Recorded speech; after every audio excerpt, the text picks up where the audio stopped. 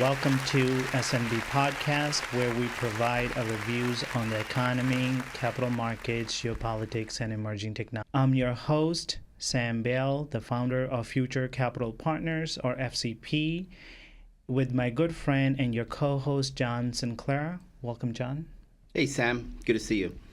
Hi, everyone. This is John Sinclair. I'm a corporate strategy and transformation specialist, special focus around transformation and growth. I have developed and delivered some of the most complex transformation programs globally for Fortune 500 companies as well as late-stage startups, and we hope to share some of those success and setbacks with you. Thank you, John. Today we're going to talk about digital transformation. The industry is somewhere from 2.5 to 3.5 trillion dollar industry. But what I have seen so far, there's a higher rate of failure, and there's a lot of hesitant and anxiety among investment community to invest in this digital transformation theme. So today we're going to find out what is a digital transformation, what causes the failure of digital transformation, and what to do about it. So, John, what is a digital transformation? Say in a nutshell, digital transformation is organizations adapting to the latest and greatest enabling digital technologies such as cloud, data science, analytics, machine learning, and the list goes on, right? But the purpose or the objective of digital transformation is to transform business. Right? There is directly a business objective that is driving a digital transformation. These are very investment heavy. It has very clear focused either around revenue growth or acquiring new customer, improving your customer and employee experience, drive innovation, and most importantly, positioning yourself as a market leader, right? It's having that competitive edge. It's interesting what you said, a business transformation. So what I have heard so far, people usually talk about just the, people transformation, technology, and you said business transformation. Tell me a little bit more about it. What do you think is a business transformation? Yeah. So, I've been doing this for quite some time. And one other thing I realized that the digital transformation, the core objective, the idea came from businesses. They recognize there's significant innovation taking place in the marketplace, right? A lot of large industries have been disrupted by small startups. And what was really attractive is that these startups, how they were able to disrupt established, multi-billion-dollar organization, it's without the benefits of having this massive army of people and big consulting firms designing their strategy and all that, because they had a very straightforward objective, right? They recognized there was a gap in the industry, right, or gap in a product, and they create that solution. And this was basically their secret sauce, right? So large organizations realize that the reason why these smaller startups are able to innovate at such a fast pace because they don't have the similar restrictions like large organizations have, right? Like regulatory constraints, budgetary constraints, internal politics, the risk-averse nature, all of that, right? And I think this is the reason why, from the business side of most organizations, they recognize they'll have to replicate the success of these startups. How can they innovate with speed and scale within the constraints of their enterprise limitations and enterprise boundaries, right? How can they do that and mimic the similar success those startup companies have demonstrated in the last decade? So that's actually a good point. But why there's a higher rate of failure, among these enterprises when it comes to digital transformation? So could you give us the categories of the failures and what causes these failures? So I think the first and foremost, what comes to mind is there is a lack of alignment in understanding what is digital transformation. Oftentimes, IT or technology transformations are being positioned as a as a digital transformation. The truth is, the digital transformations are business transformation. And for whatever reason, many organizations have noticed that the strategy and the vision starts with the right end state objective. Somewhere down the line, it gets convoluted or diluted, and the end state objective kind of becomes blurry. And almost always, but I'm not saying that every company. There are many companies that have achieved tremendous success embarking on digital transformation journey, but they have figured out the pitfalls. They have figured out the right way of doing it. So when we are discussing this, I just want to make sure that I differentiate. Digital transformation success rate varies depending on the maturity of an organization. If it's a greenfield approach, you could pretty much institute all the new ways of working and all the processes. You have a lesser issue, lesser challenges you're going to run into because it's greenfield. But the conversation we're having is the majority of the organization. It's not greenfield. These are running businesses or late stage startup, right? Global enterprise. So when you're trying to implement digital transformation, it's not that easy. Now you're dealing with a legacy dependency, right? You have to make sure that your guiding principle must be do no harm to the running business, right? You cannot harm the existing business because digital transformation by nature is highly disruptive, right? So that's one. The second is the misunderstanding of digital transformation and how it the resulting accountability, right? Where it normally ends up, right? So most organizations, if you see, they have CIO leading digital transformation. Then you will see CDO, Chief Digital Officer, leading digital transformation. So what's the problem here? If digital transformation is a business-driven initiative, one of the core dependency of every digital transformation is data. Who owns the data? Business. That's right. If business owns the data and IT and CIO initiative is owning it, leading it, how do you think that's going to work out? If you go do right now a survey of majority of the American or European corporations, and the survey is limited to all the business units, and you ask them what's their view of IT, I could assure you it's not going to be very good, right?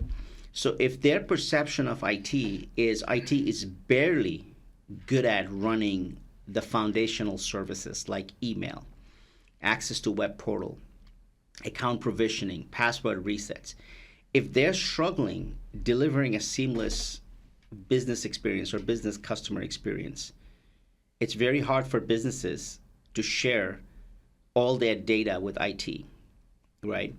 Because those data is the trade secret.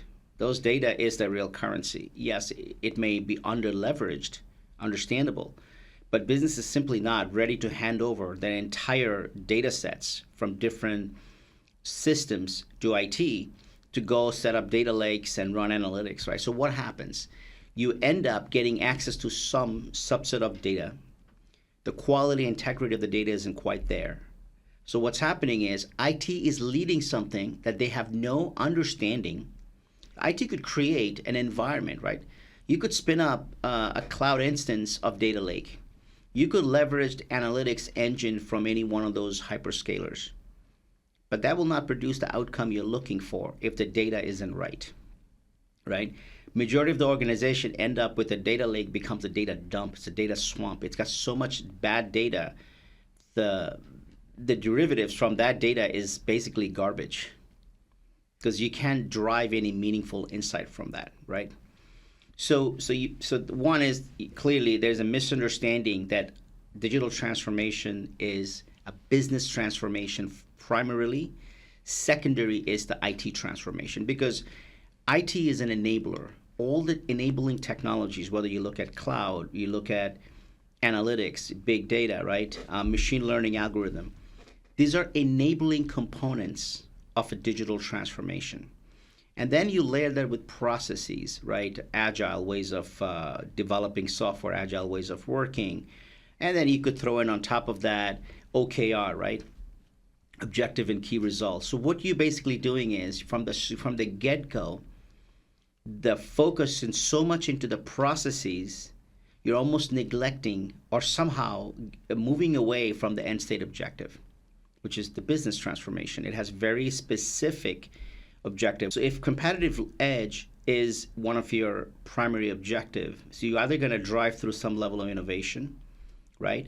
Or you have to have a product or services with a very differentiated components, right? That no one else has. To create something like that, you also need an organization that can support that. So now if you're relying heavily on IT is bogged down in keeping the lights on. So I think there is a gross underestimation because a lot of organizations somehow believes that IT can go ahead and also in parallel running the organization as well as focusing on transformation. That's a huge mistake. And there is very little evidence that it has been successful under that model. What it does, it gets the CIO fired much faster than the industry trend, which is average CIO lifespan is between 1.5 to 2 years, right? And when you embed digital transformation in the mix, they go out sooner, right? Simply because it's difficult to juggle both, right? And this is no disrespect to any of the CIOs. I think they're all very intelligent, capable leaders. The challenge is the CIOs are not they're not empowered to make business decisions, and they shouldn't be, right? Because their full accountability is on IT. So for you to have a digital transformation, you need to have the right leader. A dedicated leader who does not report to IT. You cannot have a chief digital officer or head of digital reporting into CIO. That's a huge mistake right off the bat. Because what is the purpose of having a reporting line to someone who doesn't have any authority to remove barrier? And if the barrier meaning you need access to certain data sets, right? You need access to certain business information. CIO doesn't have that. So you have to directly either report to the CEO or you have to report to head of businesses, right? Your accountability should be clearly to the business side, right? Or else you're going to end up with IT end product.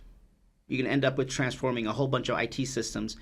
It has no value to the business, right? So you're going to spend 8 months, 12 months, 24 months, and you'll be able to beat your chest and saying, oh look, we have our cloud instance in a multi-cloud strategy. We have an AWS and Google Cloud. Microsoft, fantastic, but it did not achieve the business objective. You could say we have migrated, 2,500 application into cloud, fantastic, but what did it do for business? If the end state objective was growing the revenue, driving innovation, and your primary focus has been basically, on IT, granted, I understand you have to fix the foundation to drive digital transformation, right? But somehow the focus becomes very much on IT. So the point I'm trying to make here is this. There has to be a clear acceptance and understanding that digital transformation is a business transformation. Data is the hardest dependency, and it is the heart and soul of delivering the digital transformation. So if this must be, that data components must be owned by the business, with a partnership with the CIO organization, IT organization, where they will create the environment, but it has to be the accountability on the data has to be on the business side. I want you to clarify one thing. It seems like business transformation is an umbrella term, right? It's could be internal efficiency of overall organization, customer experience. So can you clarify what do you mean by, because I think we don't want to fragmentize as being, it's been fragmentized, such as people transformation, IT transformation, where business transformation is overall a umbrella term being used. Am I right? Well, I mean, I don't think anybody talks about it. Nobody actually, I hardly ever go to a meeting or ever in a call where somebody's saying, "Hey, come over. We want to talk to you about business transformation." Nobody's really saying that, right? Yeah. The buzzword of the last several years has been digital transformation, right? And I think what it did is it created a lot of confusion in the industry, right? You've got software vendors, you've got hardware vendors. They're positioning every offering as digital transformation. The truth of the matter is they're enabling component of a digital transformation, but they're not really doing the digital transformation, right? So digital transformation, you need a clear strategy, a business strategy, right? It's basically part of the corporate strategy, right? So you're going to have a corporate strategy which is basically focusing on the current business, which is the protecting your existing book of business. And the digital transformation is going to be focused around innovation, the new business, the new revenue growth, the new market opportunity, right? So if that's the case, you really have to give it a dedicated focus. If you really want to drive, if you're serious about the outcome, you have to treat it exactly as such, right? That means you have to go hire the right leader, right? When you hire a digital transformation, head of a digital transformation, whether it's a CDO or head of digital, whatever, that person has to have the right reporting line, the right empowerment, right autonomy, and right decision rights, right? Coming directly from CEO and from the business. That's completely, it's not negotiable. And if you can't do it, don't waste your time, because what you will get is going to be, you're going to end up with a whole bunch of IT systems and processes being transformed. The business objective is going to be lost, right? That's really, really important. The secondly is choosing the right leader. A lot of organization chooses or they promote from within. They would pick somebody from IT and make them head of digital or head of I don't know, CDO or something. So here's my philosophy in life, right? That if you're doing it, if you're transforming your business, and the enabling components of that transformation program are so new, like for example, machine learning, right? Data analytics. Depending on the industry you're in, right? Could be in aerospace, it could be in industrial manufacturing, could be an autonomous vehicle, right? That means now you're touching uh, um, advanced automation, robotics, right? All these components, 5G, these are still pretty new, right? I mean, it might have been around, some of them might have been around a couple of years, but the outcome is still pretty new, right? So why would you put somebody in charge who has been responsible for maintaining your legacy environment? Digital transformation is something, there is no room for on the job learning. It requires significant investment from business, right? Digital transformations are extremely expensive undertaking. So why would you start putting in people in charge that are basically learning on the job? You can't do that, right? I understand, because the newness of a lot of these enabling technologies, you'll have to allow for some level of experimentation, rapid, fast fail, fast learn, and move forward to create the speed of innovation. Understandable. But it doesn't mean you're going to put leadership that are going to be learning on the job. So that's a big no-no. So you have to hire the right leader, right? Once you hire the right leader, you have to make sure that you're focusing on, I mean, I know there are hundreds of KPI people talk about when they choose leaders, and majority of the focus is on performance, performance, performance. We talked about it in our previous podcast. That has to be flipped. Just like the mindset shift here, digital transformation is a business transformation and not IT. The same thing when you choose a leader for digital transformation, make sure your focus primary objective is going to be trustworthiness and the integrity of this leader you're hiring. That should be the primary objective. Second should be the performance. Because no one talks about the cost of poor quality or cost of failure. You may have a high performance leader if if that leader is not trustworthy, is not someone of a high integrity, and they do very good job managing up, but not very well in working with peers or managing their team, they will destroy the organization. You're not going to get the right outcome you're looking for. So again, you have to make a conscious investment to choose the right leader with the right archetype, primary focus on integrity and trust, right? And the secondary should always be performance. I'm not suggesting get somebody with lower performance, no, but I'm saying if your focus is entirely on performance, you're losing sight. You're not taking into consideration what happens if this individual turn out to be someone of a low integrity or low trust. It's going to be very difficult to corral the troops and get to the end state objective, because digital transformation in itself is highly disruptive. What you don't want to do is add another layer of disruption by having the wrong leader in place, right?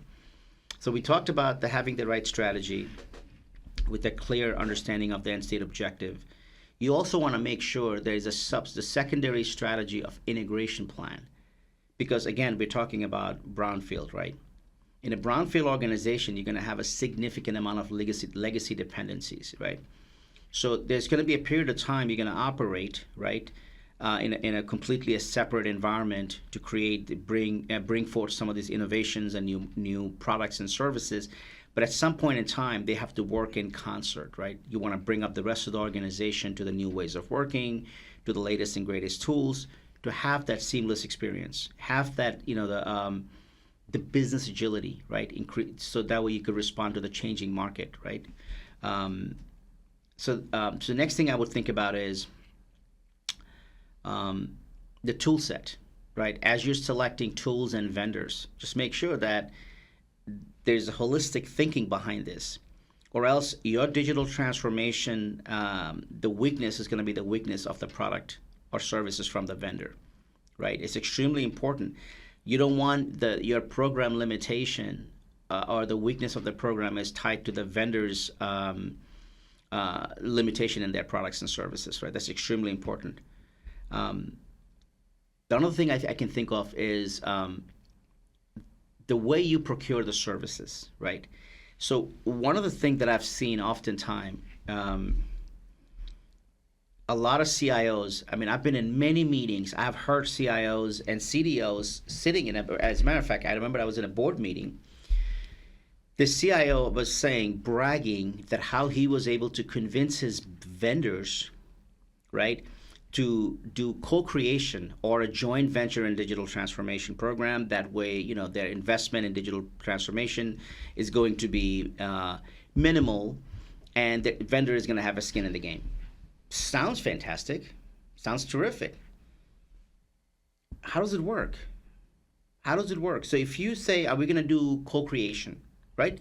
What that means is the vendor is now spending on your behalf to transform your business. You think your vendor's purpose of their business is to invest in somebody else's business strategy? I mean, as an investor, I'll be worried because now I have to share my data as from the organization with this vendor, right? Absolutely. To come up with a product and services or digitalize them, right? So I'm not sure if it was a smart decision. So it's a horrible decision. I wanted to hear your thoughts on what was the response of the board members. Were they excited or? They were actually excited. But again, I can't blame the board, right? Because you're looking at, these are business people, right? So they're not really technology specialists. They're relying on their CIO doing the right thing. And they were excited by two of the comments. One, it cuts down our investment in digital transformation. Everybody loves that because that their cost of capital or your investment risk goes down. Second, vendor is investing in this, so this is awesome. You have a partner. So it never works, and I'll tell you why. And I'll tell you this with absolute clarity. I've gone through this exercise many times and several times in the last decade. First of all, anytime you say co-creation or co-innovation, who owns the IP? It's a complex issue. It's a complex issue, right? Because now you created something. All of a sudden, your goal was you want to have a market differentiated products and services. Something you create with your vendor. That vendor now owns half of anything that you have created. It could be a mediocre outcome. It could be the next multi-billion-dollar innovation, right? What happens now? Now you have a vendor who's going to be driving or owning half of whatever your revenue expectations were, right? But let's flip it. You're choosing a vendor entirely upon the understanding that vendor will reduce your investment. but you did not really pay attention whether or not the vendor has the capability or have they ever actually done anything like this on their own, right? So what happens when the vendor fails? Their limitation becomes your limitation because you're not able to vet them out properly because now you're completely, your focus is blurred, right? Because you're kind of like expecting that vendor is going to put in 10, 15, 20, 30, $40 million investment, right? So they have a say in the table. They're an equal partner. You don't really have much choice of picking and choosing of technology components. You're basically making a decision, not just as a partner, but their offering is going to be the underlying components of that program. So you're taking a huge risk. So that idea, right? Again, so no, I'm not trying to blame the board because these board members are mostly business background, right? They're coming from business background. They purely looked at it from, okay, shared risk models sounds fantastic. That's a huge risk. In a digital transformation, that's a huge risk unless there's a joint venture between Apple and Motorola. There's a certain chipset that Motorola has that is so essential, it made sense for Apple to go to business, and the next generation of Apple phone is going to come out. That's going to leverage that, or they will license that specific chipset to gain a certain advantage in the marketplace. Okay, that's understandable. But in majority cases, financial services, right? Industrial manufacturing, retail, how do you do that? This is a huge risk. So that's something that's a big no-no. And that's also should be a red flag for the investors and the board members anytime a CIO is saying, oh, I've negotiated with my vendors to put skin in the game. All you did, have your procurement people beat the living crap out of these vendors because they all want to have a piece of this. Like you said, it's a multi-trillion-dollar business opportunity between now and 2028, right? Every vendor wants to have a piece of that action, right? Naturally, they will all come in and put in, some investment because they want to have a front row seat in your business, right? I'll give you another example. I was building advanced analytics platform in my previous at my previous employer, and a big four company, I'm not going to name, a big four company was a vendor, came out and immediately says, we will give you $10 million of innovation fund every year. You can take it, use it for your innovation, and we will support you for the next 4 years. Almost every executive loved that idea. And I absolutely hated it. I didn't say anything because you don't want to be the only man, standing there and saying this is a bad idea. And I didn't have to wait 6 months or a year to find out it was a bad idea. On the first month, it became crystal clear. It was a horrible idea. This vendor did not have a market-leading product in data and analytics, did not have any track record of dealing with business data and making sense of it, right? They did not have that. So whatever they had, homegrown data analytics product, it was so bad. Now I'm stuck with this component because to me, it's a free money. The business is excited. It's a $10 million of investment. You just got your data analytics platform live in 30, 60 days. It didn't cost us any money. It didn't get us any business outcome either. It was a horrible product. It simply, it was a nightmare situation to extract data and make any, get any value out of this, right? So those are the challenges you have to look at. The next thing, probably this is the final thing I want to talk about, that where it also, a lot of failure happens. So digital transformation is a derivative of your overall corporate strategy, right? So apart from managing and maintaining your existing business, digital transformation is usually almost always something new, something innovative, right? Something differentiated.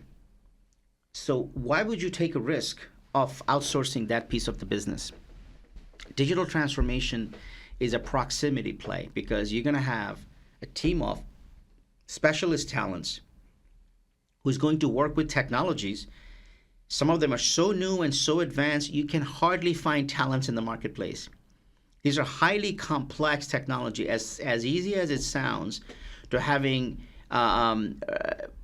machine learning algorithm. You could have somebody come in and write, using Python, some machine learning algorithm. It doesn't mean it's going to get you any business value. That output of that algorithm may mean nothing, absolutely nothing, if your data is no good, right? But you also have to have business skill to look at what data are you looking for. which business unit you're going to ask for the right data. All those things has to go into place. You also have to have domain expertise. Not every data in an organization is owned by that organization, right? They may be a recipient of the data, but the ownership may be with some vendor. So for example, when I was working for aerospace, engine data, for example, right?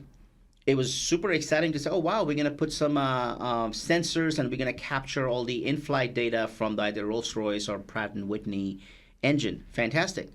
Here's a problem. You don't own that data. That data is owned either by Rolls-Royce or Pratt & Whitney. So what I'm trying to say is this is a proximity play. You have to sit close proximity to the business that are leading this transformation program.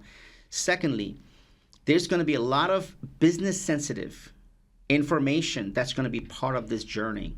You don't want to disclose that to vendors and some university partnership or to some outsourcing, because by the time you actually achieve something, you get to end state objective, the same vendors will be reselling that same exact information to your 15 of your competitors, right? So that market leadership position that you were hoping for, or that differentiated offering that you were hoping for, by the time you go live, it's no longer differentiated. I'm not saying everybody's going to do that, but it's the very nature of the business, right? Because of the specialist nature, because of this very uniqueness of these technology, that you have to have internal specialist team. You could augment and complement with outsourcing partners, but the entire engineering, the leadership roles, and the lead engineers have to be your people who understands your business, who's accountable to the outcome, and who's going to be trusted by the business.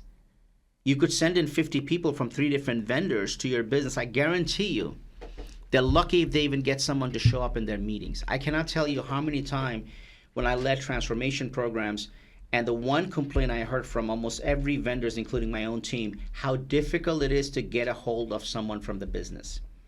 Or they're waiting for weeks and months to get certain data sets they need to make the next component of a software or a product, right? Why is that? Because there is a fear of unknown. A lot of time business does not trust so many outsiders, especially when you're trying to build something so innovative, supposed to be secret, right? I think it's safe to say that there's clearly some misunderstanding of how everybody perceives what is digital transformation. I think that first and foremost, there has to be a clear recognition it's a business transformation. So if it is not business led, and if it is not business supported, likelihood of success is questionable.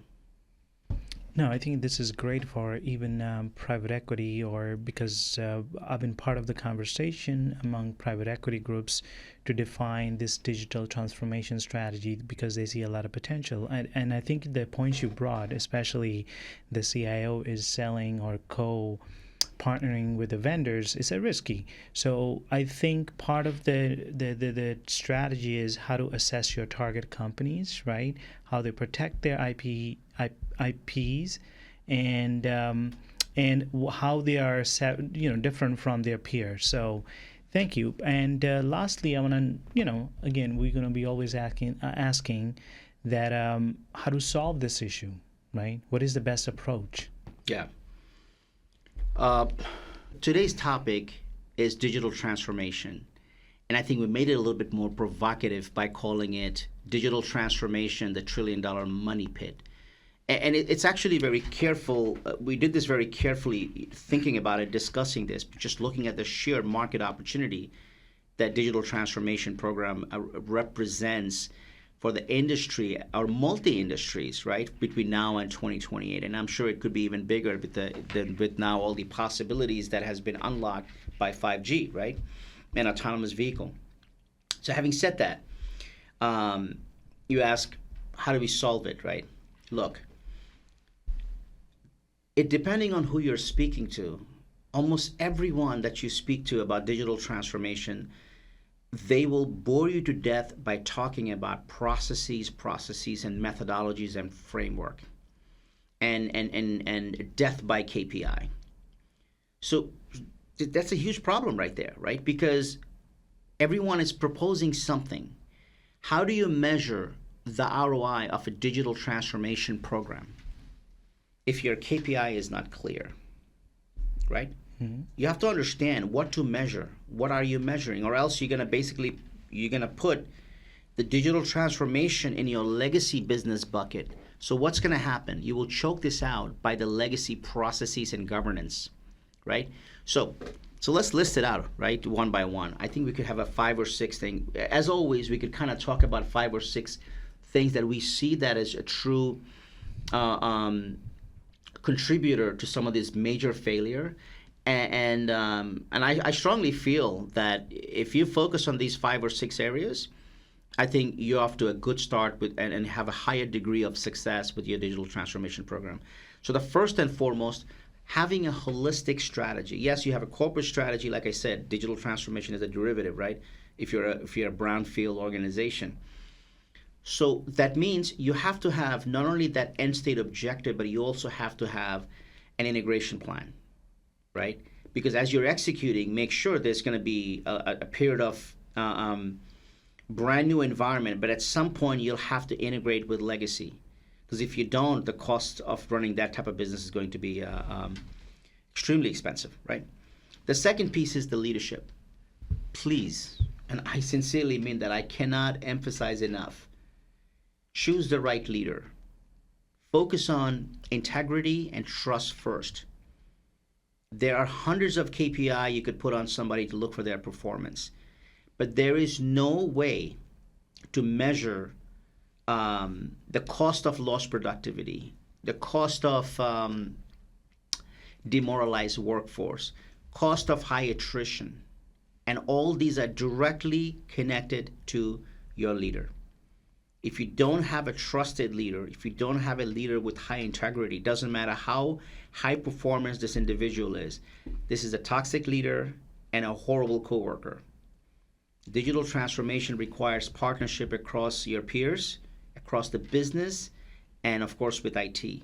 And if you don't have the right leader, and if you're not focusing on attracting the right leader, you're off to a pretty bad start. So fix that, and I think you'll be in a good shape.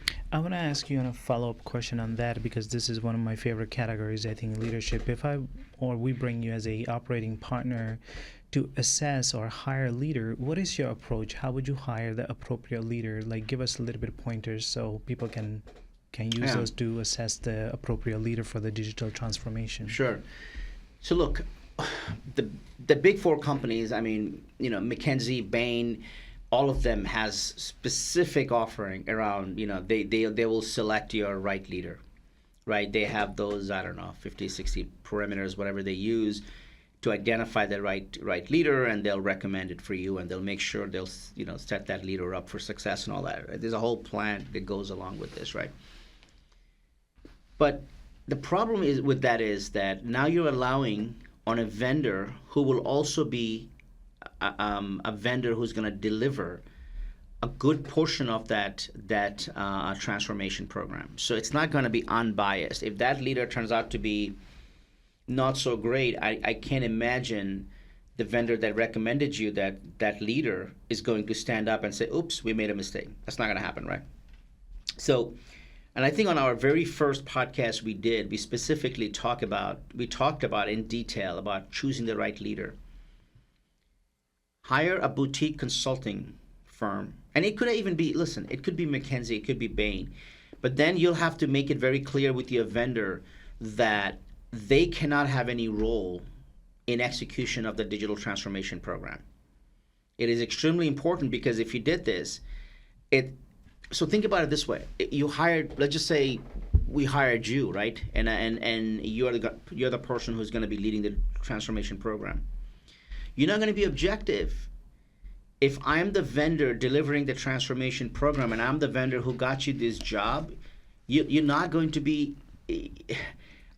very open about calling out that vendor if something isn't right. You're not going to hold us accountable. You'd probably have some bias because you have loyalty for this vendor. I'm not saying everybody's like that, but you really have to take that human element into consideration, right?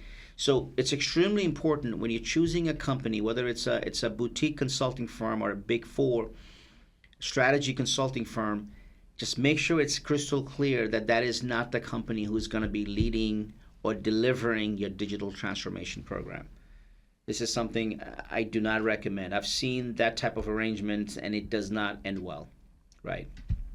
So, what is the next one after leadership? After leadership, the team. We talked about this in my previous segments. We went into this whole model about selecting a specialist group, right? The specialist group has a very important meaning and purpose, especially when you're leading a digital transformation program. Digital transformation program have so many dependencies in different parts of business. And one of the core dependency of digital transformation program is data. And then the next objective is to make sure that do no harm. This is not something that you could learn on the job, because if you hire people that are not specialists and they make a slightest hiccup with the data, if a data gets compromised or a business, certain business unit gets impacted while you're doing a digital transformation, you're pretty much done. You're done. You're not going to get cooperation from the head of business. CEO is not going to fight on behalf of IT to go talk to a business head, a president of a business unit, saying why aren't they cooperating, right? Because if you disrupt a single business, it's over. You're not getting any support from that. So it's extremely important, right? That's why you need a specialist team who's going to come in, who knows what they're doing, right? And it's going to be, we talked about how we structure that team, right? It's an identical archetype as the leader, right? You have to focus on, the integrity and the trustworthiness of these teams, because these are going to be a group of specialist team, right? And the secondary objective is going to be around their performance, right? Of course, everybody wants to have a high performance, high integrity leaders, right? But the point is, it all depends on your budget, the market you're in, availability of that type of talent, right? But what I'm saying is that don't get caught up in just performance. You may end up getting with someone who's a rock star themselves, but a horrible leader, because the specialist group is going to be leading and mentoring and other engineers and other different SMEs within the organization, right? So I like the model that Steve Jobs talked about, right? He likes the small group of A players that he felt there was a far more output than in comparison to a B, C, or D players, right? And I personally experienced, I've done a lot of rescue engagements in major programs that were in red. I was able to bring in my team and rescue those at-risk transformation programs, right? And as I can tell you that model works, right? Secondly, why did I always say the word the two KPI, right? The trustworthiness and the performance. You could put as many KPIs as you want to measure the effectiveness of your people or your leaders, right?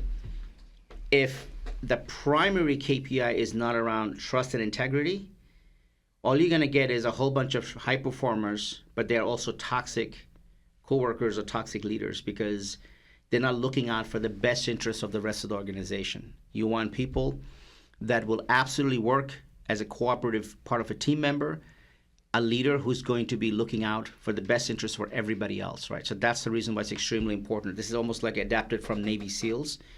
They only have two KPI, right? Performance and trust. And from Steve Jobs, it's about small group of specialist team, right? Because they have to know their stuff, because there are so many new technologies, so many unknowns, and you don't get to make the best first impression the second time around, especially when you send these teams to serve your business as part of this transformation journey. You make one mistake, it's over. Business will never trust you.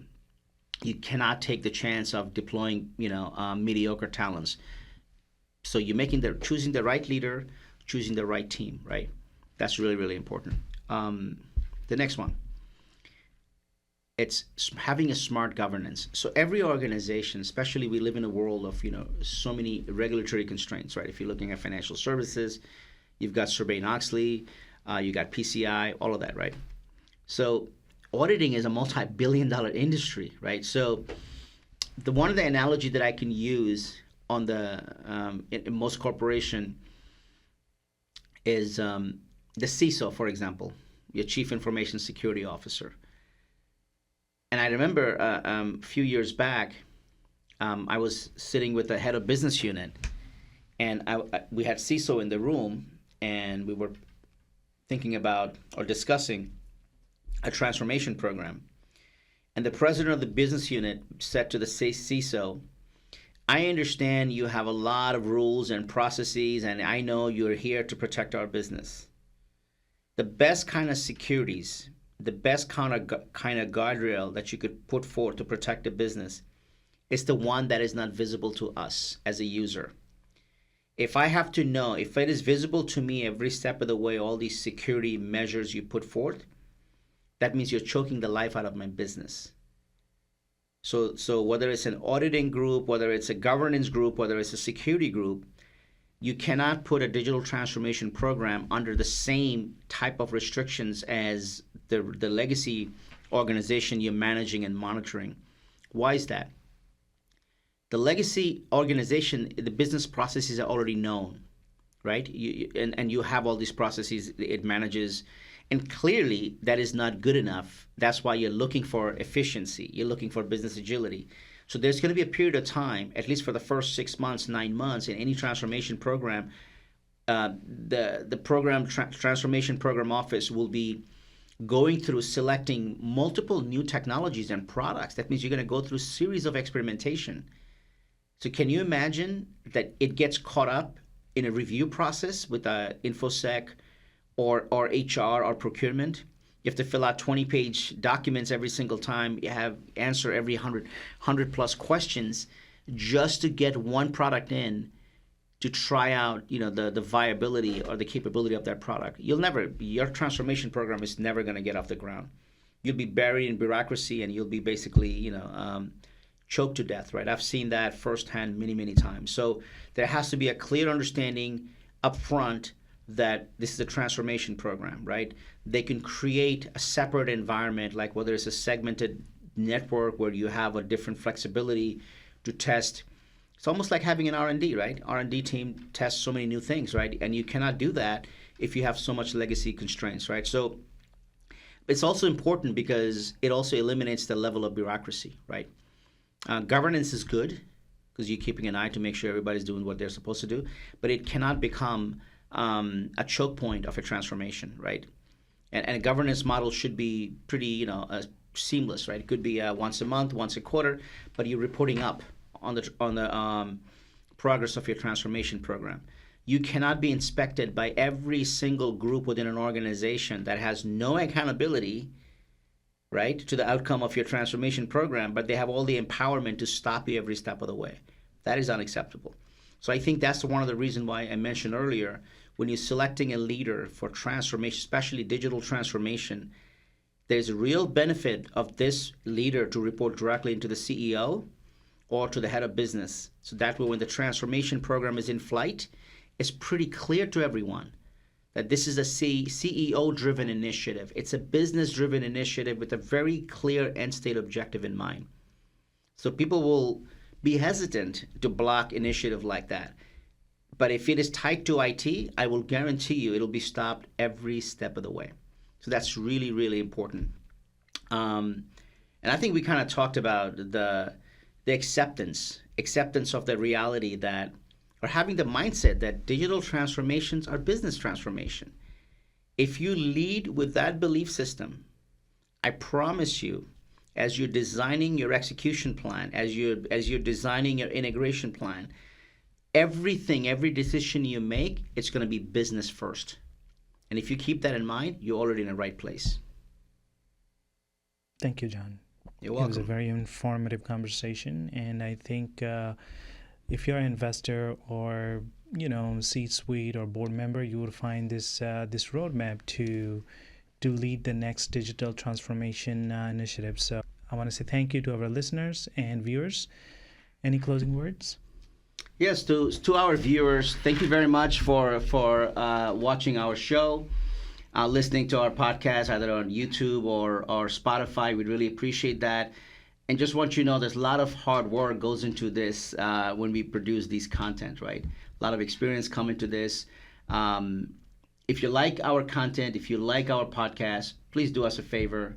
Give it a thumbs up, give it a like, subscribe. And we're pretty confident that our upcoming podcast will be equally as interesting and value to you and your organization. Thank you very much. Thank you.